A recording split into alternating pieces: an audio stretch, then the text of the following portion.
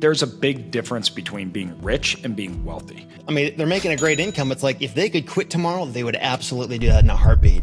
I don't believe in retirement from the standpoint of meaning I don't believe people are ever designed to retire.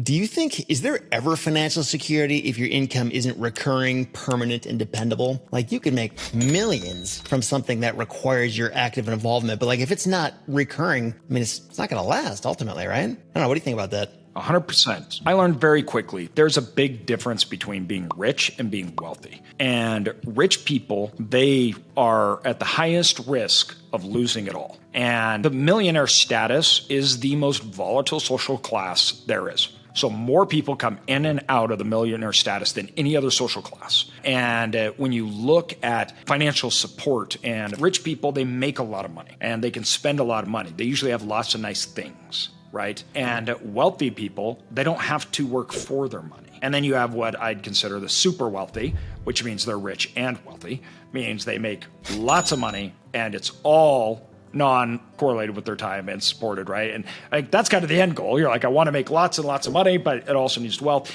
But too often, I think we default to making a lot of money, having the nice things, to securing the income because you pay up front for income security on the back end. That's just an economic reality, right? And so people that make lots of income, they're usually actually at risk of losing their standing the most because if something happens, where they have to come back from, the distance is huge. If you're a doctor that works with his hands and you make $400,000 or $500,000 a year and you break your hand, what are you going to do to make $400,000 or $500,000 a year? Yeah. Your whole entire lifestyle, your whole entire life just got uprooted, right? And can disappear in an instant. So unless that income is not tied to your time, is diversified, and is backed by real assets that are stable and not at risk, yeah, I don't think there is a lot of income security. It didn't matter how good I was at my job. My income stopped. Yeah. I could have been the best in the world. Didn't matter. It was over. And I was 33. So it's not like, oh, this is something for you to worry about. Like I like to say, everyone has to retire.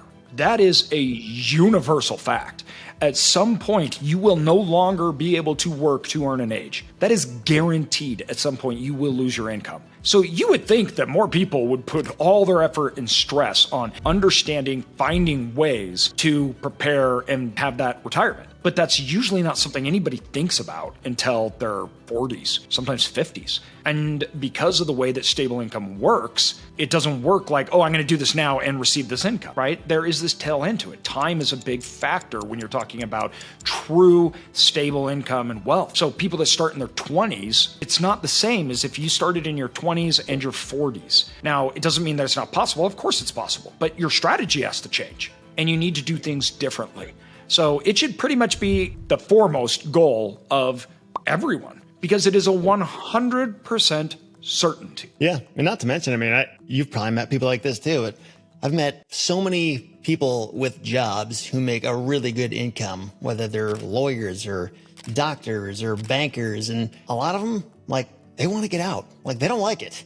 I mean, they're making a great income. It's like if they could quit tomorrow, they would absolutely do that in a heartbeat. So just knowing that so many people want to get there, it's like, you might as well get to work on that. Like, do what you have to do so you don't have to work anymore. Exactly. 100%. I don't think I've ever met a professional that said, and a lot of people think, oh, well, if I was making a lot of money, then all my problems would be solved. That is not how it works. I've never met a working professional that makes 6 figures plus that was like, yep, I never want to stop ever working. I don't want there ever to be an exit here doing this one thing that I'm doing, right? I don't believe in retirement from the standpoint of meaning I don't believe people are ever designed to retire. But the functionality of how we make our income, that's what we're talking about, right? So I'll never retire. I'll always be investing. But I can do that because it's not tied to my time, right?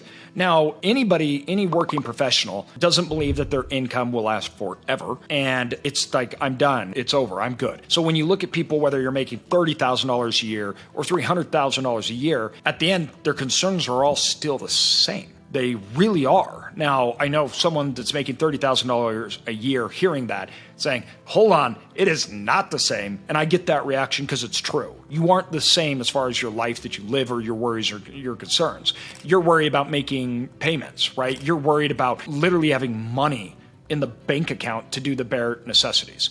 What I mean by that, and I'm not at all trying to say that their concerns or struggles are the same, is just that everyone is working towards a goal, or everyone's thinking about a goal. Most people just don't understand what that goal is or how to get there. And that's one of the biggest problems that we have in the United States. Most educated people are financially illiterate. Lots of times I find that the more financially you are paid for your jobs, things like that, generally they are more financially illiterate because they haven't been looking for solutions or trying to understand it. And so there's no pressure for them to do it. So they're not really looking. Where a lot of people that are making less, lower middle class, or even more of the upper middle class, they're looking and they're trying to understand and they're seeking for knowledge to increase their position. And I think that there's a huge advantage doing that because you can do it right. I know lots of people that are in their 60s that are dentists, doctors, and they can't retire. I mean, they just barely paid off their medical bills. Wow, that's crazy. Yeah, it's crazy. Literally, I know someone 55 celebrating paying off their education, their medical bills. And I'm like, what? It took you your whole life to get to that point, and you're a high-paid person individual. So it's a universal concept.